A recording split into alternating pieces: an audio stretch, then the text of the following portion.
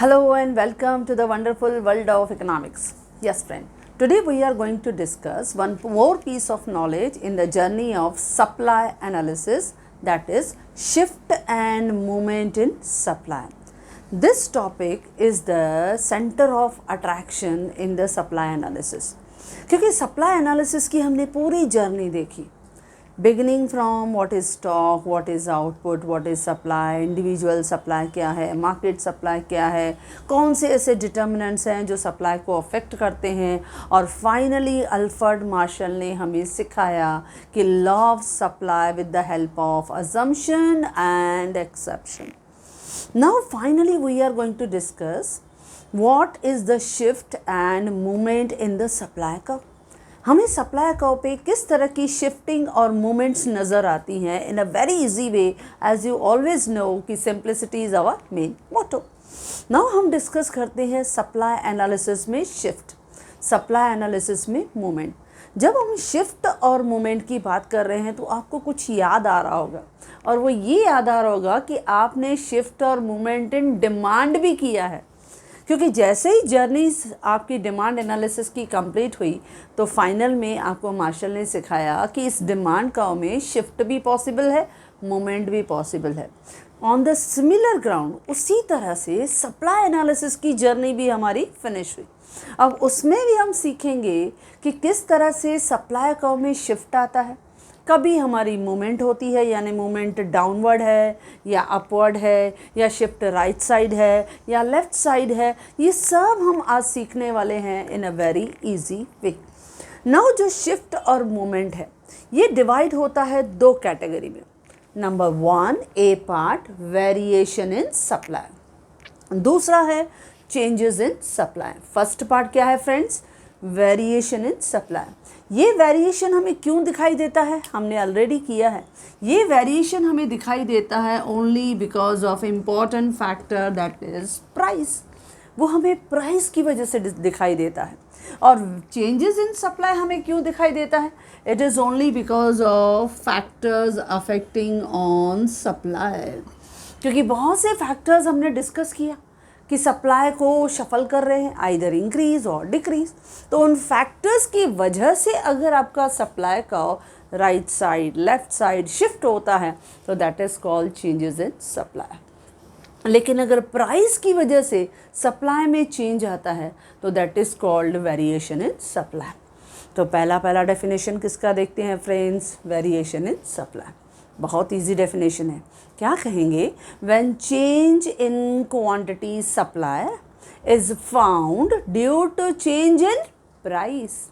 When change in quantity supply is found due to change in price is called variation in supply. जब quantity supply में बदलाव किसकी वजह से आता है फ्रेंड्स? प्राइस की वजह से.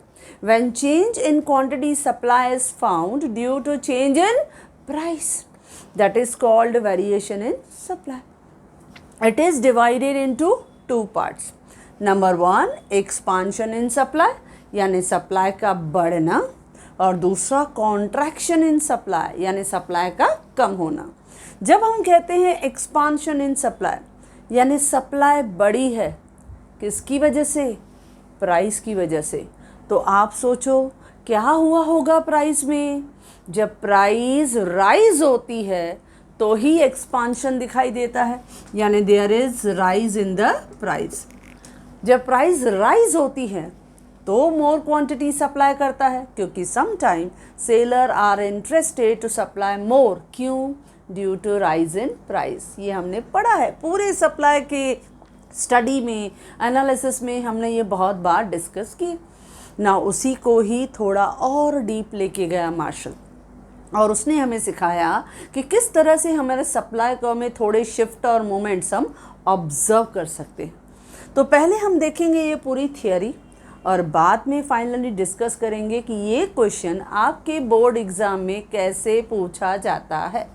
तो पहले theory should be clear in your mind.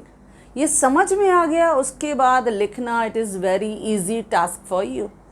Now पहला expansion in supply. Now expansion in supply, पहले तो मीनिंग समझ लें. एक्सपांशन यानी सप्लाई का बढ़ना. क्यों बढ़ा सप्लाई? क्योंकि प्राइस राइज हो गई, प्राइस बढ़ गई तो प्रोड्यूसर खुश हो गया और उसने ज़्यादा सप्लाई की, क्योंकि उसे लगा प्राइस ज़्यादा है, सप्लाई ज़्यादा, तो मेरा प्रॉफिट मार्जिन भी ज़्यादा, तो उसने ज़्यादा सप्लाई किया। तो देखो डेफिनेशन कैसे बनेगा, when more quantity is supplied, when more quantity is supplied due to rise in price, when more quantity is supplied due to rise in price is called expansion in supply. when more quantity is supplied, जब हम ज़्यादा quantity supply कर रहे हैं, क्यों? Due to rise in price, price बढ़ गई, तो उसे हम क्या कहेंगे फ्रेंड्स? Expansion in supply. अच्छा, ये डेफिनेशन हो गया। अब इस डेफिनेशन को मुझे रिफ्लेक्ट करना है सप्लाई के कर्व में। नाउ अब इसको डायग्राम में हम रिप्रेजेंट करेंगे। कैसे? अब देखो ये फर्स्ट मैंने एल का फॉर्मेट लिया। देखो कितना इजी है फ्रेंड्स, ध्यान देना कि पहले मैंने एल का फॉर्मेट लिया।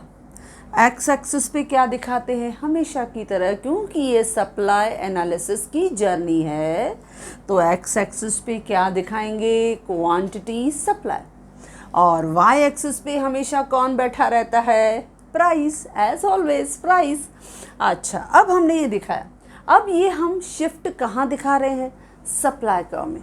तो मैंने क्या किया, एक नॉर्मल सप्लाई कर्व ड्रॉ किया। देखो ये normal supply curve, okay friends, ये नॉर्मल सप्लाई कर्व मैंने ड्रॉ किया। देखो कितना इजी है, रट्टा नहीं मारना है, एक भी डायग्राम नहीं, सिंपली आप ड्रॉ कर सकते हो। कॉन्सेप्ट समझ में आया, आप देखो डायग्राम कितना इजी आपको दिखाई देगा और शिफ्ट और मूवमेंट भी आप समझ पाओगे। तो देखो मैंने पहले एल का फॉर्मेट लिया, वाई एक्सिस पे प्राइस दिखाया, एक्स एक्सिस पे क्वांटिटी सप्लाई दिखाया। अब मैंने एस एस एक सप्लाई का सीधा स्केल लो और स्केल से एक स्ट्रेट लाइन अपवर्ड डायरेक्शन में ड्रॉ करो। ओके फ्रेंड्स, अब ये हमारे मार्केट का सप्लाई कर्व है। अब सेफ्टी साइड मैंने क्या सिखाया था डिमांड एनालिसिस में, कि आप हमेशा मार्केट के ना यानी इस सप्लाई कर्व के सेंटर पोजीशन पे खड़े हो जाओ। तो मैंने सेंटर का एक पॉइंट लिया। अब सेंटर के पॉइंट को मैंने क्या किया, स्केल से ऐसा मैंने हॉरिजॉन्टल लिया और वहाँ से ही मैंने परपेंडिकुलर ड्रॉ किया। ये है प्राइस मेरा P और ये है क्वांटिटी मेरी Q। मैंने एक सेंटर पोजीशन लिया जिसको मैं क्या कहती हूँ, एक्चुअल पोजीशन A। इस एक्चुअल पोजीशन पे मैंने डॉट लगाया, ये सप्लाई कर्व के सेंटर में। हमेशा मार्केट के सेंटर पे आप खड़े हो जाओ। सप्लाई कर्व मुझे क्या पोजीशन दिखा रहा है, स्लोपिंग अपवर्ड, उसके सेंटर पे मैं खड़ी हो गई। अब जो भी शिफ्ट होगा मुझे बराबर दिखाएगा, क्योंकि मैं सप्लाई के सेंटर पे हूँ। तो मैं सेंटर पे हूँ यानी एक्चुअल पोजीशन पे हूँ। यहाँ पे मेरा प्राइस P है और मैं सप्लाई कर रही हूँ क्वांटिटी Q। नाउ अब क्या हो रहा है, आप दिखाना चाहते हो एक्सपांशन इन सप्लाई। अब डेफिनेशन फिर से याद करो, क्या था, when more quantity supply due to rise in price, जब प्राइस बढ़ा। तो देखो प्राइस को बढ़ाना है। अब जब प्राइस को बढ़ाना है तो पहले OP था, अब मैंने प्राइस को ऐसे रैंडमली, हाँ सपोज एक लाइन छोड़ के आप दूसरी लाइन पे चले जाओ, मैंने प्राइस को ऐसे रैंडमली बढ़ाया यानी P1। देखो मेरा एरो अपवर्ड डायरेक्शन में आ गया। और कभी भी ओरिजिनल पॉइंट हम क्या दिखाते हैं, डार्क लाइन से, और चेंजेस किससे दिखाते हैं, डॉटेड लाइन से। तो मैंने डॉटेड लाइन लिया। अब डॉटेड लाइन को लिया तो फिर मुझे इधर दूसरा डॉट मिल गया और वहाँ से फिर परपेंडिकुलर नीचे लेके आओ। देखो ये पॉइंट नीचे आ गया तो आपकी नई क्वांटिटी क्या मिली, Q1। नया प्राइस मिला P1 और नई क्वांटिटी मिली Q1। देखो क्वांटिटी आगे निकल गए हम लोग, ओके। यानी ये हमें नया पॉइंट इधर मिला B। पहले हम A पोजीशन पे थे, अब हम मूव होके यानी मूवमेंट होके हम लोग थोड़ा खिसक के ऊपर चले गए। तो देखो A पॉइंट से हम किधर चले गए, B पॉइंट पे। A पॉइंट से हम लोग किधर चले गए, B पॉइंट पे। इस पॉइंट को हम क्या बोलते हैं, एक्सपांशन इन सप्लाई। देखो मैंने शॉर्ट फॉर्म में लिखा एक्सपांशन का EXP इन सप्लाई। सप्लाई को SS भी लिखा, हम समझ जाएंगे, ओके। तो इस तरह से एक्सपांशन इन सप्लाई दिखाया। कैसे दिखाया फ्रेंड्स, थोड़ा रिवाइज करते हैं। पहले एक नॉर्मल सप्लाई कर्व लिया, उसके सेंटर पे हम खड़े हो गए, सेंटर पे प्राइस मिला P और क्वांटिटी मिला Q। डेफिनेशन कहता है कि प्रोड्यूसर सप्लाई करता है ज़्यादा क्वांटिटी, मोर क्वांटिटी, क्योंकि प्राइस राइज हुई थी। तो मैंने प्राइस को बढ़ा दिया। प्राइस को जब मैंने बढ़ा दिया तो वो डॉटेड से दिखाया। अब उसने हॉरिजॉन्टली कट किया है सप्लाई कर्व को B पॉइंट पे, यहाँ से परपेंडिकुलर नीचे आ गए Q1। देखो क्वांटिटी बड़ी है, प्राइस भी बड़ी है। हम पहले A पॉइंट पे मार्केट में थे। अब क्योंकि प्राइस बढ़ी, आपने ज़्यादा सप्लाई किया, तो A पॉइंट से मूव होके आप B पॉइंट पे पहुंच गए। That is called expansion in supply. अच्छा, इस तरह से आपका डायग्राम रेडी हो गया फ्रेंड्स। डायग्राम के नीचे आप क्या लिखोगे कि एक्सपांशन इन सप्लाई जो है इट इज स्लोपिंग। देखो किधर गए हम लोग, upward. Expansion in supply is sloping upward from left to right. हम ए पॉइंट से खिसक के, शिफ्ट होके, मूव होके ऊपर चले गए। तो expansion in supply is sloping upward from left to right. अच्छा, एक चीज़ और, ये जो हमने एक्सपांशन दिखाया वो उसी सेम सप्लाई कर्व पे दिखाया। तो expansion in supply is shown on same supply curve. हमने उसी जो हमारा मार्केट में सप्लाई कर्व था, उसी सप्लाई कर्व पे थोड़ा मूव होके ऊपर की डायरेक्शन में चले गए। क्यों? क्योंकि प्राइस जो था वो बढ़ गया। प्राइस बढ़ने से आपकी क्वांटिटी सप्लाई ज़्यादा हुई। तो आप पहले A पॉइंट पे थे, अब ऊपर की डायरेक्शन में B पॉइंट पे पहुंच गए। यानी expansion in supply is sloping upward from left to right. It is shown on same supply curve। Okay friends, अब हम बढ़ते हैं कॉन्ट्रैक्शन इन सप्लाई। सप्लाई का कॉन्ट्रैक्शन होना, कॉन्ट्रैक्शन होना यानी कम होना। जब सप्लाई कम हो जाती है, और ये भी कॉन्ट्रैक्शन किसकी वजह से होगा? प्राइस की वजह से होगा। अब ज़रा सोच के देखो, एक प्रोड्यूसर, अगर मैं बिजनेसमैन हूँ, अगर आप बिजनेसमैन हो, तो आपने सप्लाई क्यों कम की होगी? क्योंकि प्राइस फॉल हुई होगी।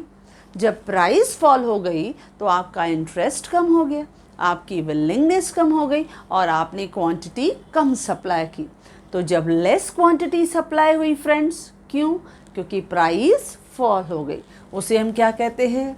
Contraction in supply. अब हमने मीनिंग समझ ली, अब डेफिनेशन में बोलते हैं यही सेम। क्या बोलेंगे? When less quantity is supplied, when less quantity is supplied due to fall in price is called contraction in supply. When less quantity is supplied due to fall in price is called contraction in supply. जब price कम हो जाए और producer कम quantity supply करे तो उसे हम क्या कहेंगे फ्रेंड्स? Contraction in supply. अब इसको भी डायग्राम में रिफ्लेक्ट करते हैं। ओके, अच्छा, अब डायग्राम में दिखाने के लिए पहले हमें रेगुलर काम तो करना ही पड़ेगा, जो हम रेगुलरली करते हैं। पहले हम बनाएंगे YOXL का फॉर्मेट। Y पे क्या दिखाएंगे? प्राइस।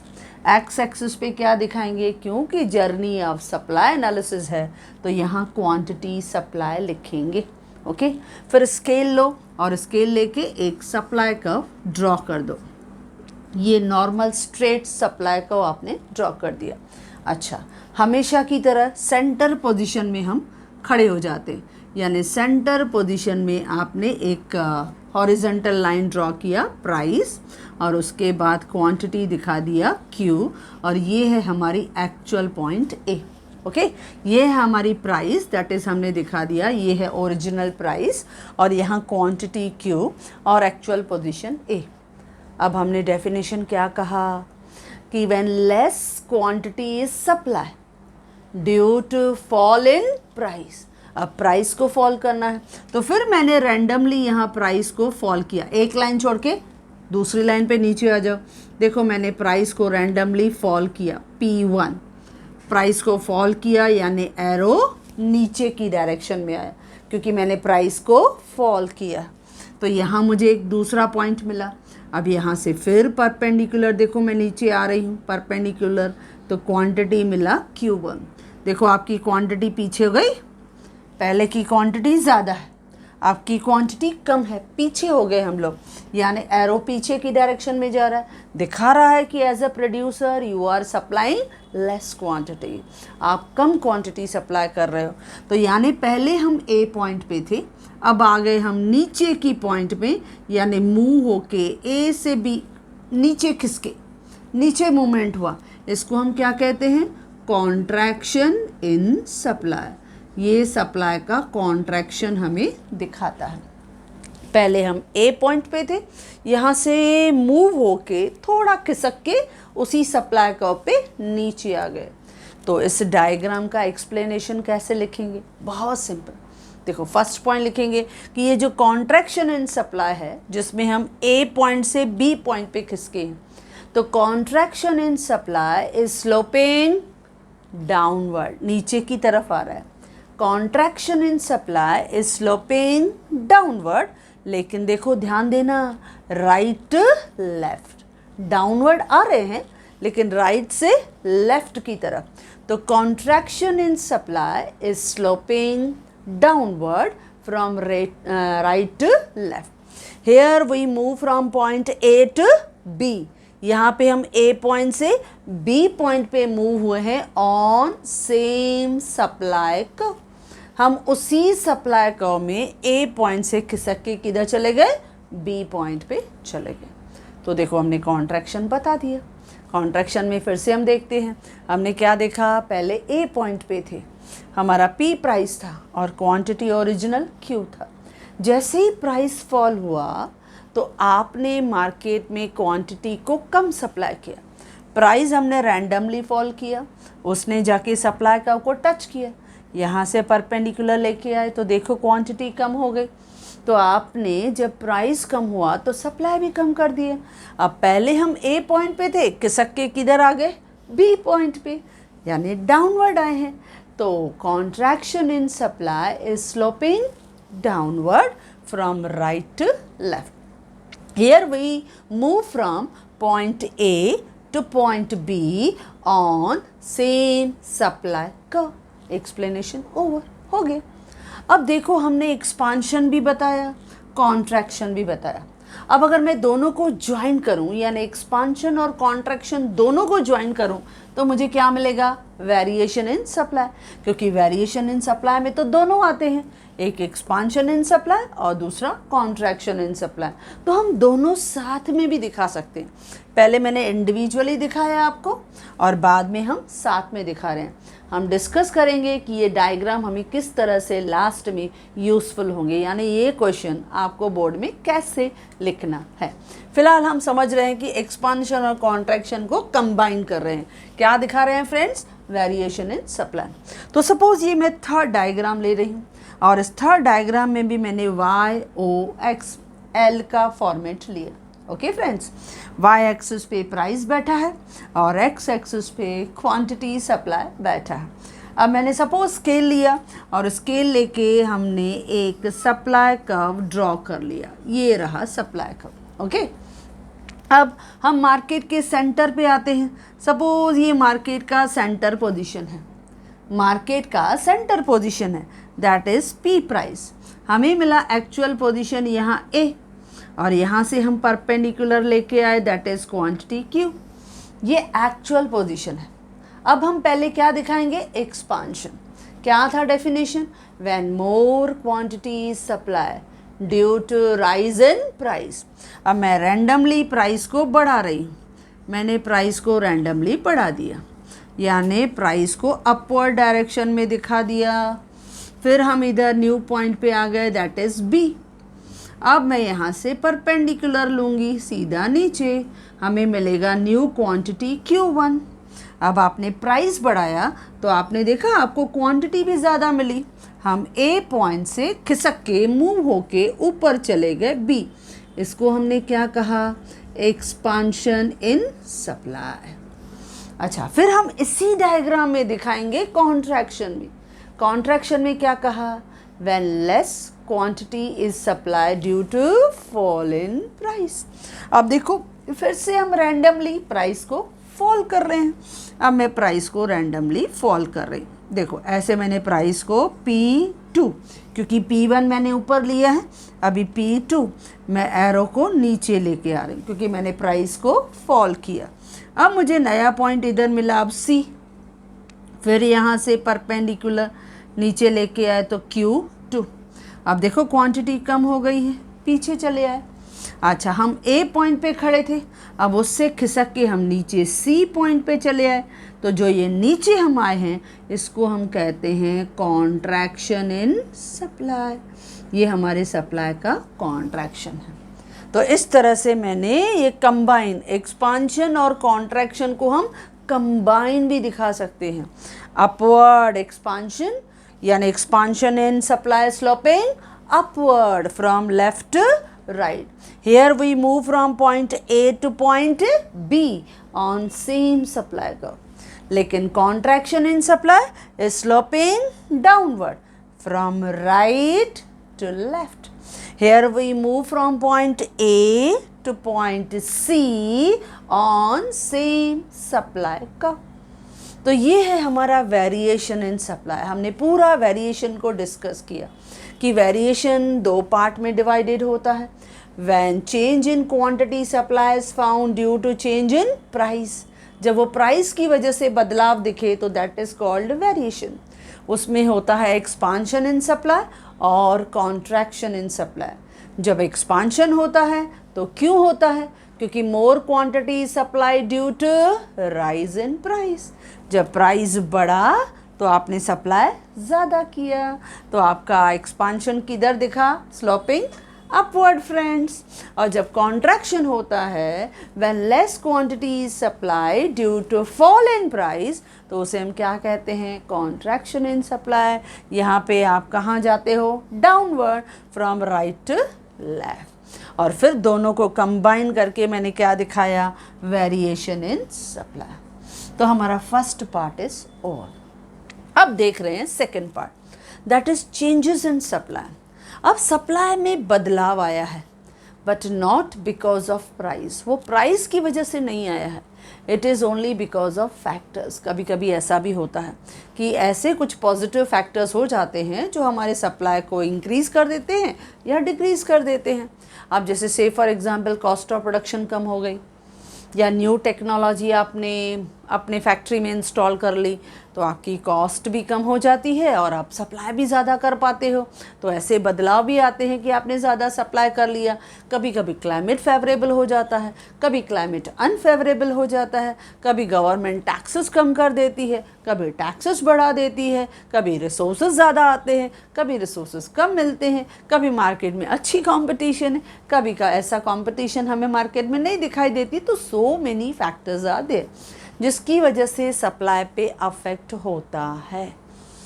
तो हम कहेंगे चेंजेस इन सप्लाई का definition, when change in quantity supply is found due to change in factors. पहले हमने क्या कहा था? प्राइस वेरिएशन के लिए।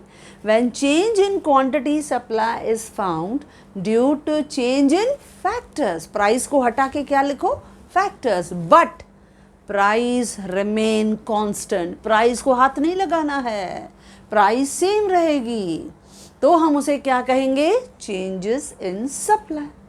फिर से रिपीट करते हैं friends, when change in quantity supply is found due to change in factors but price remain constant is called changes in supply.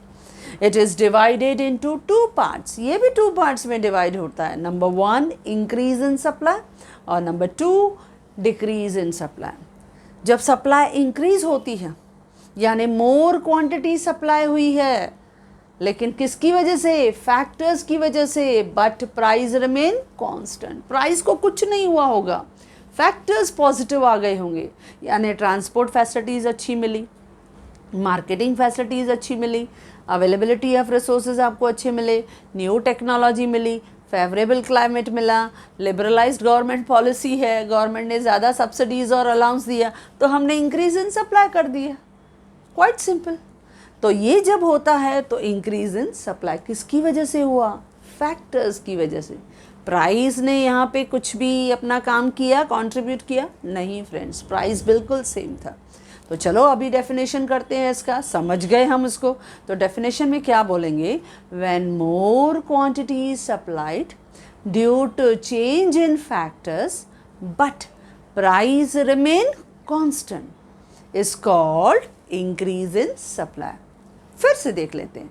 When more quantity is supplied due to change in factors but price remain constant is called increase in supply. Okay, अब definition समझ में आया। अब वो कौन से factors हैं आप एग्जांपल भी दे सकते हो। जैसे मैंने कहा better transport facilities, better marketing facilities, new technology है, लो कॉस्ट ऑफ प्रोडक्शन है, बेटर क्लाइमेट है। कोई भी 2-3 फैक्टर लिखाना बहुत हो गया। ओके, अच्छा अब हम इसको दिखाएंगे मेन डायग्राम। ये इंक्रीज इन सप्लाई डायग्राम में अपनी पोजीशन कैसे लेता है, रेस्पॉन्ड कैसे करता है, that is the important point. अब हमारी वही आदत, कोई भी रट्टा नहीं माना, डेफिनेशन ध्यान में है, समझ में आ गया। पहले YOXL का फॉर्मेट, Y एक्सिस पे प्राइस, X एक्सिस पे क्वांटिटी। फिर से मैंने स्केल लिया और एक सिंपल सप्लाई कर्व ड्रॉ किया, S। वही हमारी हैबिट, हमने सिंपल एक SS सप्लाई कर्व का हमने डायग्राम स्केल से ड्रॉ किया। अब वही हमारी हैबिट, हम मार्केट के सेंटर में यानी सप्लाई कर्व के सेंटर पोजीशन को कैच करेंगे। अब मैंने यहाँ पे क्या किया, सेंटर पोजीशन को पकड़ लिया। ये original price P, original quantity Q and this is the actual position A। Okay, अब देखो क्या बोल रहा है। When more quantity is supply due to change in factors but price remain constant. Price बिल्कुल सेम रहेगी, प्राइस को हाथ नहीं लगाना है, लेकिन क्वांटिटी आपकी ज़्यादा बढ़ गई। क्वांटिटी देखो मैंने रैंडमली बढ़ा दी। ओके, क्वांटिटी आपकी ज़्यादा है लेकिन प्राइस आपकी बिल्कुल सेम है। तो देखो ये पॉइंट हमें यहाँ पे मिला, एक नया पॉइंट, आगे नया पॉइंट मिला।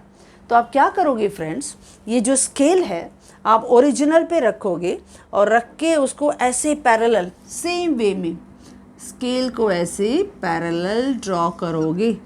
तो इसको नाम दोगे आप S1। ये नया पॉइंट आपको कौन सा मिला? B। यानी पहले जिस ओरिजिनल सप्लाई कर्व को जैसे आपने स्केल रखा था वैसा ही धीरे धीरे धीरे शिफ्ट करके इस नए पॉइंट पे टच करो और पैरेलल आप डायग्राम ड्रॉ करो। तो आपको पैरेलल डायग्राम क्या मिलेगा? S1। इसको नाम आपने क्या दिया? B। नए पॉइंट पे मिले। अब आपने ध्यान दिया यहाँ पे हम थोड़ा आगे शिफ्ट हो गए हैं, राइट साइड शिफ्ट हो गए हैं। तो यहाँ पर हम लिखेंगे, क्लियर लिखेंगे कि SS जो है वो ओरिजिनल सप्लाई कर्व है।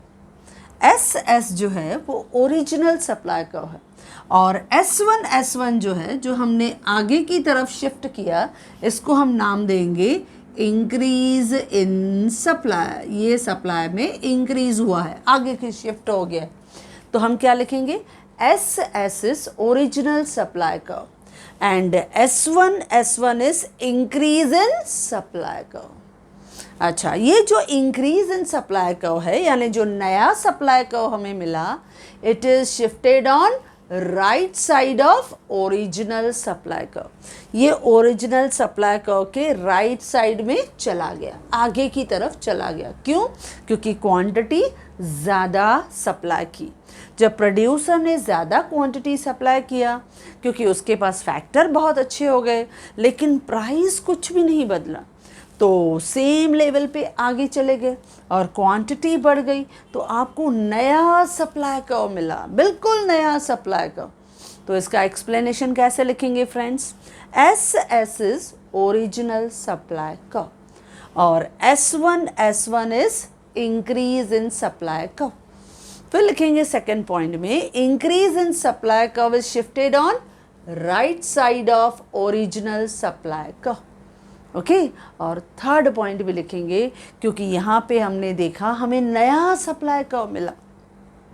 Here we are shifted from point A to point B on new supply curve.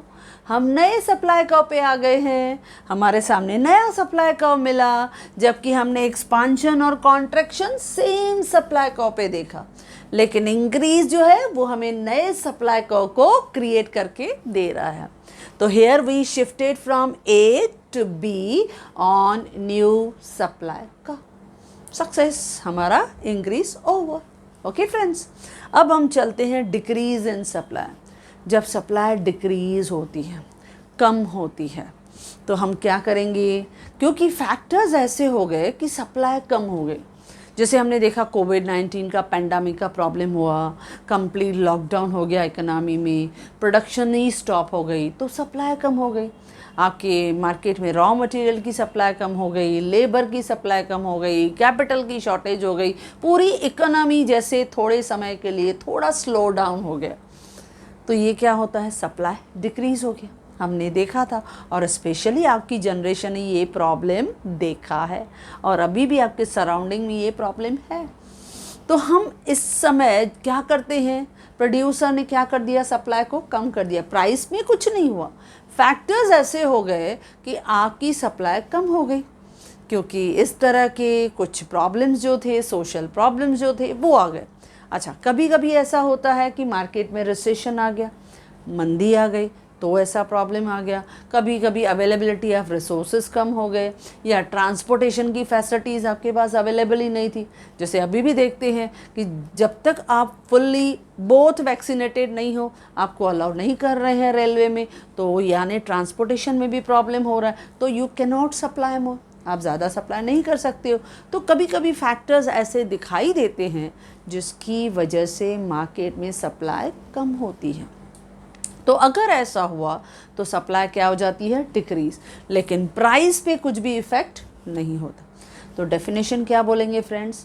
When less quantity is supplied, when less quantity is supplied due to change in factors but price remain constant is called decrease in supply. For example, जैसे हम कहें कि poor transport facilities हमारे पास available नहीं है, या poor marketing facilities available नहीं है, या रिस्ट्रिक्टिव गवर्नमेंट पॉलिसी, कभी कभी गवर्नमेंट रिस्ट्रिक्शंस बढ़ा देती हैं क्योंकि उन्हें कंट्रोल करना है, तो रिस्ट्रिक्टिव आपके गवर्नमेंट की पॉलिसी, या ओल्ड टेक्नोलॉजी है तो ओल्ड टेक्नोलॉजी में भी आप सप्लाई ज़्यादा नहीं कर सकते हो, या unavailability of the natural resources, तो भी आप नहीं कर पाते हो, या स्पेकुलेशन, आप स्पेकुलेशन के लिए भी ज़्यादा सप्लाई नहीं कर पा रहे हो क्योंकि आपको होर्डिंग करनी है, ब्लैक मार्केटिंग करनी है, तो ऐसा भी प्रोड्यूसर कर सकता है। तो इन सब की वजह से सप्लाई क्या हो जाती है? कम हो जाती है। तो चलो अब उसको देखते हैं डायग्राम में ये कैसे रिफ्लेक्ट करता है। लेकिन डेफिनेशन जाते जाते एक बार फिर से रिपीट करेंगे। When less quantity is supplied due to change in factors but price remain constant is called decrease in supply. जब आप ये मेरे नोट्स में से आप लिखोगे ना फ्रेंड्स, तो आपको एक लिखते समय एक चीज़ आपको समझ में आएगी कि इंक्रीज़ और डिक्रीज़ में सिर्फ एक वर्ड का डिफरेंस है। यहाँ हम बोलते हैं when more quantity is supplied due to change in factors but price remain constant. Okay, उसे हम इंक्रीज इन सप्लाई कहते हैं। जबकि डिक्रीज इन सप्लाई में क्या कहते हैं? When less quantity is supplied. खाली मोर को हटा के लेस डाल दिया तो आपको डिक्रीज का डेफिनेशन रेडी हो जाता है। तो when less quantity is supplied due to change in factors but price remain constant is called decrease in supply. Okay, तो चलो देखते हैं इसको डायग्राम में कैसे रिफ्लेक्ट करते हैं। तो पहले वाई ओ एक्स का एल का फॉर्मेट, वाई एक्सिस पे प्राइस और एक्स एक्सिस पे क्वांटिटी सप्लाई। अब एक नॉर्मल सप्लाई का जो मैंने दिखाया स्केल से ड्रॉ किया, ओके, और उसके सेंटर पे हम पोजीशन ले लेते हैं, that is original price P, quantity Q और एक्चुअल पोजीशन A। ओके, अब हमने डेफिनेशन में क्या कहा? When less quantity supply, quantity come supply हो रही है क्योंकि फैक्टर्स अनफेवरेबल हैं। लेकिन प्राइस में कुछ चेंज है क्या? नहीं फ्रेंड्स। तो प्राइस वहाँ का वहाँ ही बैठा है, खाली क्वांटिटी आप रैंडमली कम कर दो, पीछे चले जाओ। तो जब मैं क्वांटिटी कम कर रही हूँ तो देखो स्केल से आप मिलाओगे तो ये नया पॉइंट आपको इधर मिलेगा। अब आपको फिर से थोड़ा ध्यान करना है, आप स्केल रखो ओरिजिनल पे और थोड़ा खिसका के इसी पॉइंट पे टच करोगे तो यू विल सी दैट आपका ये पैरेलल इस तरह से S1 पीछे की तरफ शिफ्ट होगा, जिसको हम कहेंगे डिक्रीज इन सप्लाई। यानी इसमें आपने क्या देखा, फिर से नया सप्लाई का जो पीछे लेफ्ट साइड हमें मिला। तो इसका भी एक्सप्लेनेशन कैसे लिखेंगे, SS इज ओरिजिनल सप्लाई का and S1 is decrease in supply का। Okay, SS is original supply का and S1 is decrease in supply का। और ये जो डिक्रीज है it is shifted on left side of original supply का। ये ओरिजिनल सप्लाई का के लेफ्ट साइड खिसका है।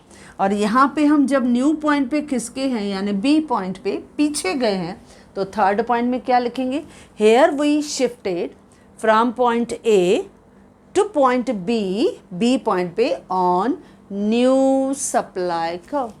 हम यहाँ नए सप्लाई कर्व की तरफ शिफ्ट हुए हैं, यानी इंक्रीज और डिक्रीज में हमें नए सप्लाई कर्व मिले। जब क्वांटिटी इंक्रीज होती है तो इंक्रीज में आपका नया सप्लाई कर्व किधर शिफ्ट हो जाता है, राइट साइड। और जब डिक्रीज इन सप्लाई होता है तो decrease in supply shifted on left side. तो इंक्रीज और डिक्रीज मैंने इंडिविजुअली अलग अलग दिखाया, लेकिन अगर आपके सामने हो टारगेट चेंजेस इन सप्लाई तो चेंजेस में तो दोनों दिखेंगे, इंक्रीज भी डिक्रीज भी। तो दोनों को मिलाओ, तो दोनों को मिलाएं तो चलो कैसे करेंगे। तो मैंने एक थर्ड डायग्राम और लिया है जिसमें हम चेंजेस इन सप्लाई को कंबाइन दिखाएंगे, यानी इंक्रीज भी दिखाएंगे डिक्रीज भी दिखाएंगे। तो पहले मैंने y और x का एक फॉर्मेट लिया, L का फॉर्मेट, y एक्सिस पे प्राइस और x एक्सिस पे क्वांटिटी सप्लाई। फिर मैंने एक नॉर्मल सप्लाई का स्केल से ड्रॉ किया S और उस पर मैंने सेंटर पे पॉइंट लिया A, यानी ओरिजिनल प्राइस जो है, सपोज ओरिजिनल अगर मैं प्राइस लेती हूँ तो ओरिजिनल प्राइस जो है वो P और ओरिजिनल क्वांटिटी जो है वो है Q और एक्चुअल पोजीशन जो है वो A। ओके, अच्छा, इंक्रीज में हमने क्या कहा, when more quantity supply due to change in factors but price remain constant is called increase in supply. तो इंक्रीज इन सप्लाई को मैंने रैंडमली आगे बढ़ा दिया। अब आगे बढ़ा दिया तो ये हमें आगे पॉइंट मिला, तो ये आगे पॉइंट हमें यहाँ मिला। ओके, ये सपोज। अब स्केल को वैसे ही आप लेके आओ आगे पैरेलल टू ओरिजिनल। ये हमें मिला S1, ये नया पॉइंट मिला B। अच्छा, अब ये आगे की तरफ शिफ्ट हुआ तो हम इसको क्या बोलेंगे, इंक्रीज इन सप्लाई। ओके, अच्छा, अब जब हमने डिक्रीज दिखाना है इसी में ही तो हमने डेफिनेशन क्या पढ़ा था, when less quantity supply due to change in factors but price remain constant. यानी पीछे की तरफ आप क्वांटिटी को रैंडम, जैसे आगे हमने क्वांटिटी को बढ़ाया वैसे ही मैं रैंडमली पीछे की तरफ क्वांटिटी Q2 पीछे लेके आ रही हूँ। अब मैंने क्वांटिटी को पीछे ले लिया रैंडमली। ओके, अब मैं क्या करूँगी, ओरिजिनल सप्लाई कर्व से धीरे धीरे स्केल को लेके एक नया सप्लाई कर्व पैरेलल निकालूंगी S2। तो देखो ये पीछे की तरफ आ गया, इसको हम क्या कहेंगे, डिक्रीज इन सप्लाई। ये हमारा सप्लाई को कम होता हुआ दिखाई दे रहा है, लेकिन प्राइस में कुछ भी चेंज नहीं। Increase right side, decrease left side, दोनों को मैंने कंबाइन दिखा दिया। नाउ फ्रेंड्स, ये हमने किया थियोरी में। ओके, और वैसे ही मैंने फ्रेंड्स आपको नोट्स में भी वैसे ही दिया, लेकिन ये क्वेश्चन बोर्ड में कैसे आता है अभी हम वो डिसाइड करेंगे, क्योंकि ये तो हमने पूरा टॉपिक समझ लिया कि जो मूवमेंट है वो एक्सपांशन और कॉन्ट्रैक्शन है, सेम डिमांड कर्व पे मूवमेंट नीचे और अपवर्ड, और जो शिफ्टिंग है वो राइट साइड और लेफ्ट साइड हो रही। लेकिन बोर्ड में ये क्वेश्चन आता है इन डिस्टिंग्विश फॉर्म, आपसे डिस्टिंग्विश पूछा जाता है।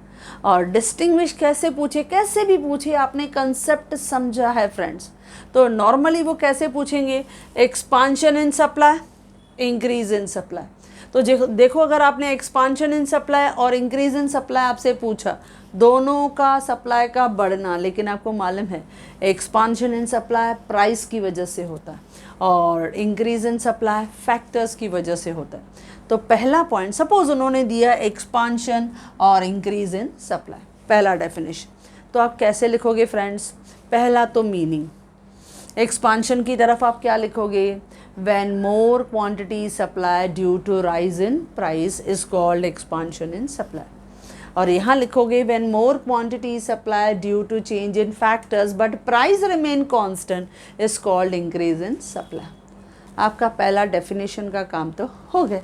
ओके फ्रेंड्स, सेकंड, ये किसका हिस्सा है, पार्ट किसका है, सेकंड हेडिंग दे दिया part. Expansion is a part of variation in supply और increase in supply is a part of changes in supply. हो गया क्लियर। थर्ड पॉइंट आएगा आपका डायग्राम।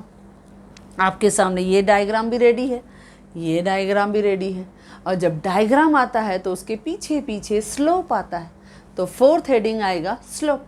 अच्छा, एक्सपांशन का स्लोप किधर जा रहा है, sloping upward from left to right, लेकिन increase in supply shifted on right side of original supply का। Got success. Then fifth point भी आप लिख सकते हो, कैसे, सेम आर न्यू सप्लाई का। ये जो एक्सपांशन इन सप्लाई है it can be shown on same supply का, लेकिन जो आपका इंक्रीज इन सप्लाई है it can be shown on new supply का। देखो हमें लिखना है 2-3 पॉइंट और आपने लिख लिया 5 पॉइंट, और इन अ सिमिलर वे मैंने अपने नोट्स में भी आपको रेडीमेड दिया है, आपको स्ट्रेस लेने की ज़रूरत नहीं है। Only the thing is that you understand the concept. आप मार्शल की दुनिया को समझो, आपने समझ लिया तो इतनी ईजी है कि यू लव दिस इकोनॉमिक्स। अच्छा, सेकंड डिस्टिंग्विश आता है contraction in supply and decrease in supply. अच्छा, कॉन्ट्रैक्शन और डिक्रीज में भी पहला हमारा काम क्या होगा, मीनिंग यानी डेफिनेशन। क्या लिखेंगे, when less quantity is supply due to fall in price, उसे क्या कहेंगे, कॉन्ट्रैक्शन इन सप्लाई। और decrease in supply, when less quantity is supplied due to change in factors but price remain constant is called decrease in supply। Second point, part किसका है, contraction is a part of variation in supply और decrease is a part of changes in supply। हो गया। और third point आपका important आएगा diagram. ये diagram भी आपको आता है, प्रैक्टिस करना है सिर्फ, और ये भी आपको डायग्राम आपके सामने है, प्रैक्टिस करके ड्रॉ करना है। और जब डायग्राम आया तो उसके पीछे पीछे स्लोप आएगा, तो फोर्थ पॉइंट स्लोप में लिखेंगे it is sloping downward from right to left, और यहाँ लिखेंगे it is shifted on left side of original supply का।